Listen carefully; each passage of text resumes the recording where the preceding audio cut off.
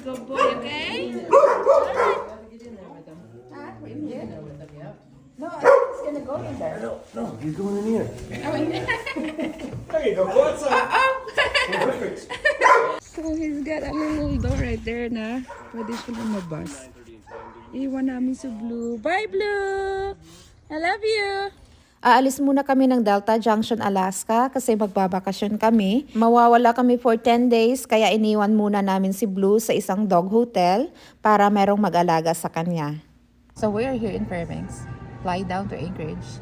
Then fly to, where's Phoenix? Phoenix, Arizona is down here. And then we're gonna drive up to, Drive right.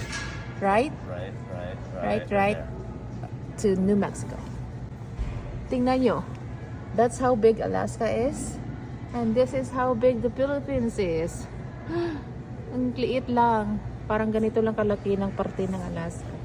So, pupunta kami ng Arizona at saka New Mexico. From Fairbanks, lilipad muna kami sa Anchorage. Tapos magle-layover kami doon for a few hours and then lilipad kami papunta ng Phoenix. After ng mga 45 minutes to 1 hour na lipad, nakarating na kami ng Anchorage. Here's a free moose to hunt. That's a big moose.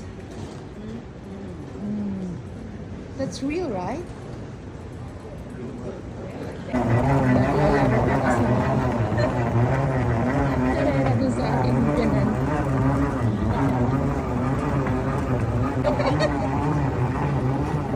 Kaya nagkarera ng dalawa. Finally, nakarating na kami ng Phoenix, Arizona.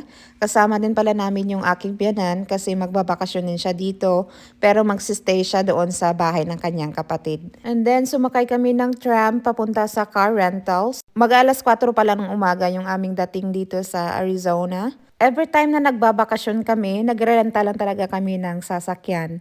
Yan yung kagandahan dito sa US kasi yung car rentals nila ay connected or nasa airport talaga mismo kaya hindi ka na mahihirapan.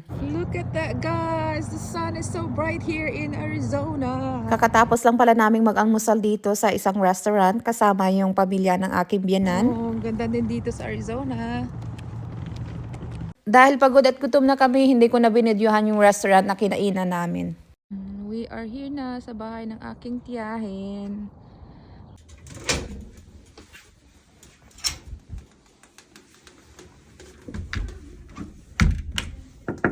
Knock knock!